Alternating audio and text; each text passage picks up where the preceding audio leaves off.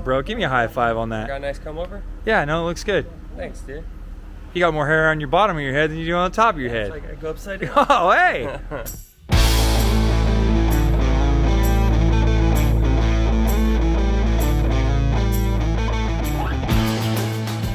All right, you guys, so finished up the Super Duty. Well, we got a lot of crazy crap going on in the shop. I'm gonna show you a little bit of each one of these projects.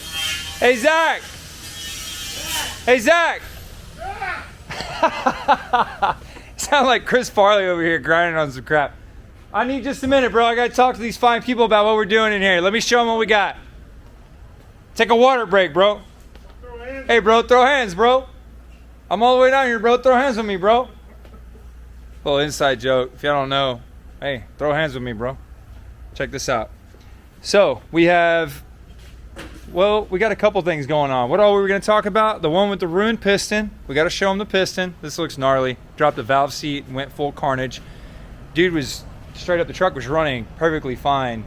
I mean, well, it had a miss on one cylinder, and we thought it had an injector that was pinned open because we had blue smoke. It smelled raw, but it also had a weird noise to it, and we knew something was wrong. We expected to get in there and see something dumb, and we certainly did. We in fact, this is that head sitting here on the floor right now, isn't it? Yeah, look at this. It still has the valves sitting dumb. See the height difference across all those? This one's sitting all the way up. You can see the rest of the valves are sitting pretty good, and these are all sitting low, or actually these are sitting correct and this one's sitting high. The reason is because the end of the valve is missing.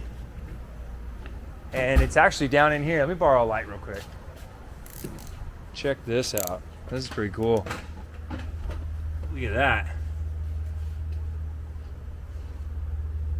Is that sweet or what?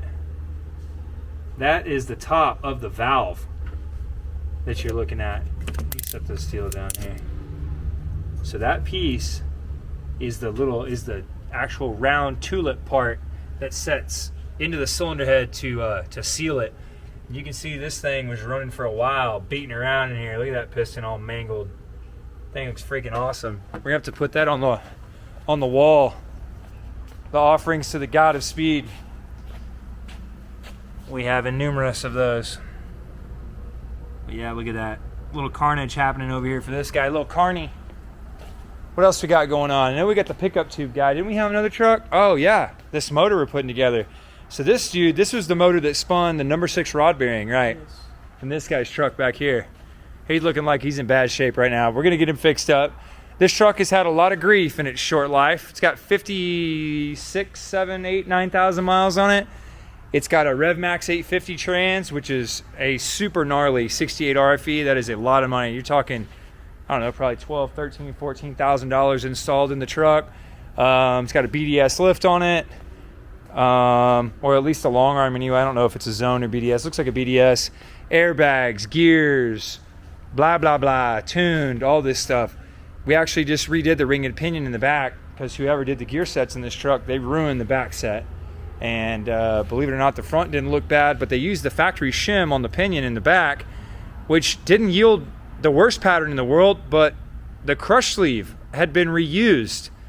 They actually took the crush sleeve and put it on a bench and beat it with a hammer to kind of stretch it back out. It's just really, really dumb what happened, because anyone worth their weight wouldn't do that ever. Like maybe if you're stranded in the desert, you would try that. But in any other scenario, especially with a new ring and pinion, you definitely don't do that. So anyway, it ate up all the pinion bearings. It didn't spin the races in the housing where it ruined the press where we couldn't reuse them. But we just got done redoing the ring and pinion in that truck a couple thousand miles ago. It's had a turbo or two put on it, a trans. Then it spun the number 6 rod bearing, which I don't know if the pan is back on this thing. Yeah, the pan's on it. Otherwise, I would show y'all guys. We had the cylinder head rebuilt. This is the head to that. You can see it's got a couple new valves in it. It had some abuse as well. So we had this redone. We use Coatser racing heads in San Antonio. We have for, well, honestly, since the first time we ever machined anything. Those guys do outstanding work. not the fastest guys in the business, but any machine shop who's too fast is not going to be too good. I'll just put it to you that way. There's really no shortcuts in doing a good job. So we're using their cylinder head, and then for time's sake, because we needed a quick turnaround, we sourced this motor. This came from industrial injection, which we've used several times over. We used to build every single motor here in-house, but when there's a time constraint, you've got to go with somebody that you can trust, and there's a very small group of people that we trust to build a motor. Industrial is one of them, and we use these dudes quite a bit in the last couple years. We've had good luck, and we've had a good product from them every time. We've checked it all out. Every time they show up, good RA finish on the top of the block. Everything is as clean as you would expect on a new build, and you know, for the stuff that we've looked at and measured and checked for square and clean, it looks good. I mean, there's some stuff that you're gonna have to trust from your engine builder, you know, oil tolerances, stuff like that, piston to bore clearance. I mean, you can check some of it, but without pulling the motor apart, you really need to be able to lean on somebody and trust their product. So industrial injection, we've had great luck with those dudes, and so we're using them again. That's old 12er. He's just over here. He was helping, actually, Zach and Steven were pulling the bottom end of this common rail apart over here, this red one. We got an 03 that had no oil pressure.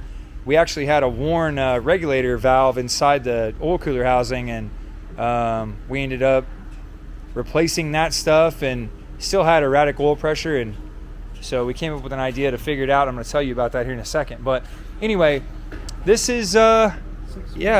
Coated and chamfered. This is this dude's new street motor. You can see that the pistons are coated. Looking good, man. This is going to be a solid little performer. Some billet freeze plugs in there. Nothing real wild. This is kind of your entry-level build, but considerably stronger than stock. Stock 6-7 rods typically like to fail around, I don't know, 800, 850 wheel. It just depends. You can make more power than that, but if you make any real torque, especially on the low end, they do not typically survive. So this is going to be set up to handle what this customer is going to throw at it and what his transmission will handle. So yeah, super clean build. Go check out industrial injection. If you're looking for a performance series short block or a long block, we have had really good results, really good luck with those guys' builds. Our shop truck, where is it? Right here. Oh, dadgum, look at this. This is the new Cummins. This has got 12 valve in it. Yeah. Listen. Signature 12 valve sound coming up. Now, that is our custom built 12 valve. Steven wrote the calibration for that. Fine-tuned exhaust to make it sound like a 300. You built that motor, didn't you? Sure did. What'd you use in there, son? Oh, you know, not a lot.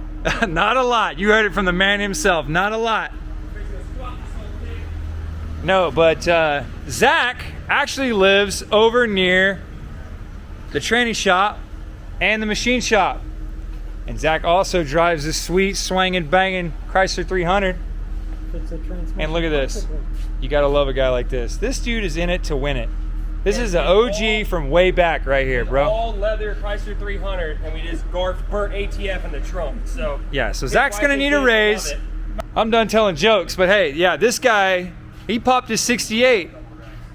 That's going to the transmission shop. So now you're seeing what that looks like. God, you gotta love a guy like that.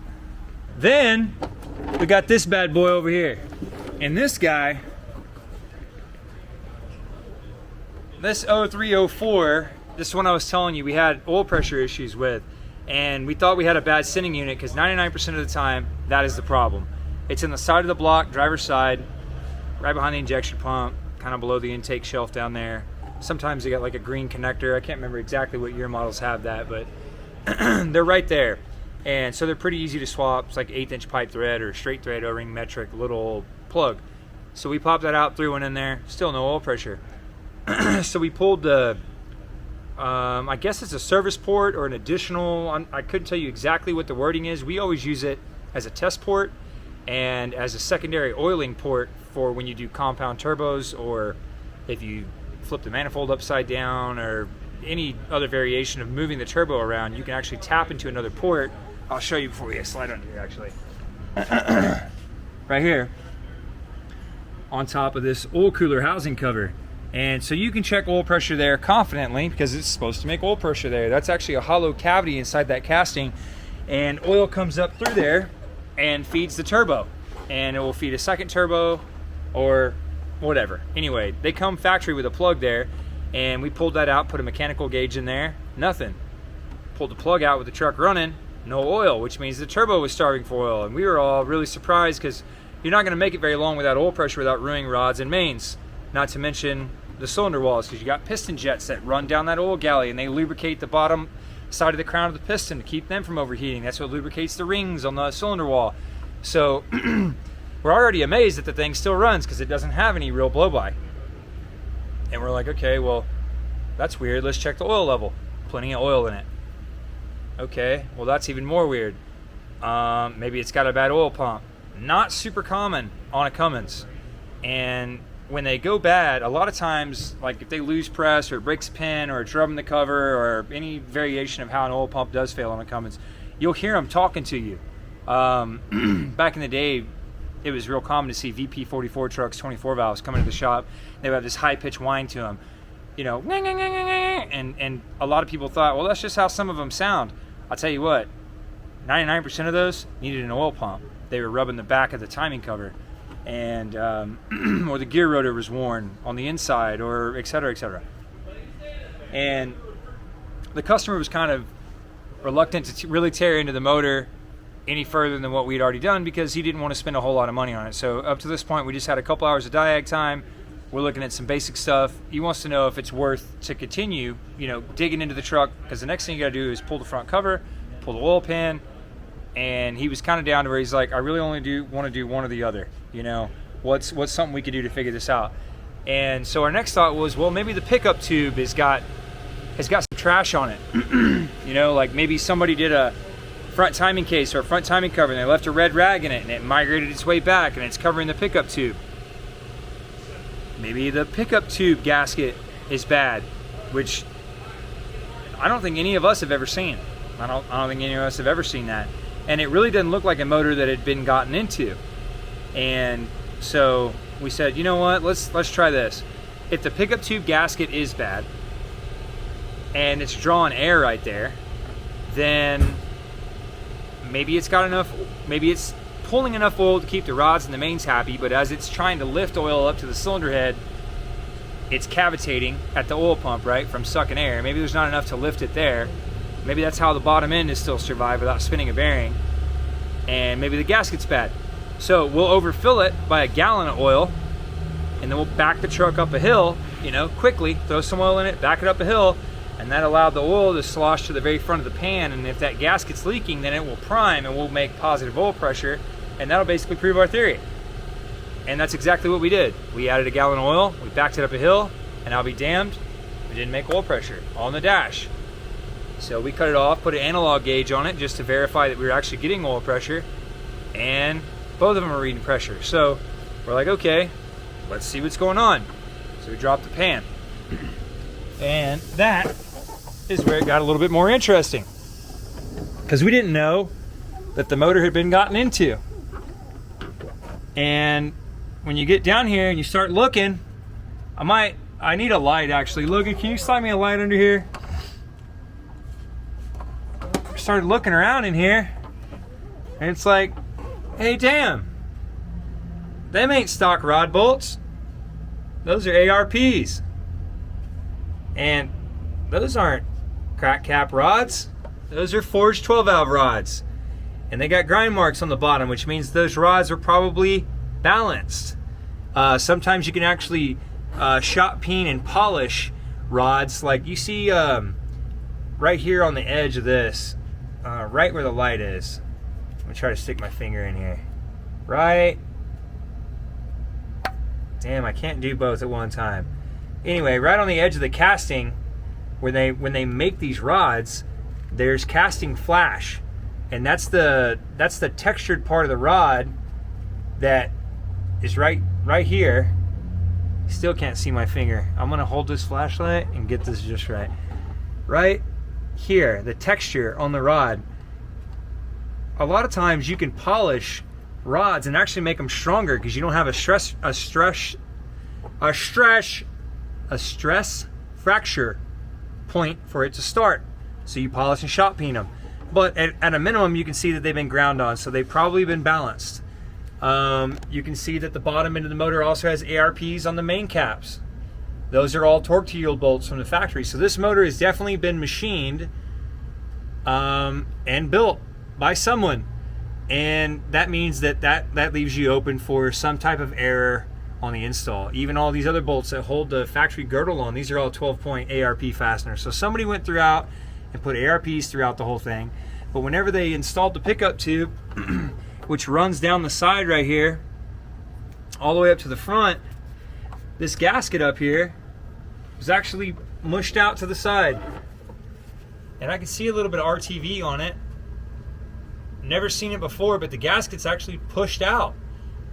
And I can't tell you what that's from. We haven't checked yet to see if the flange on the mouth of that up there is warped. This is the actual pickup tube off the bottom of the motor. So I don't know if that's warped, or if the tube is bent, or if the bottom of that's whack, or what the case is. But I'll tell you what, it was leaking at the pickup tube gasket. And we have never seen that before. Just haven't seen all kinds of whack crap. I've never seen that. So anyway, all kinds of whackness going on in the shop.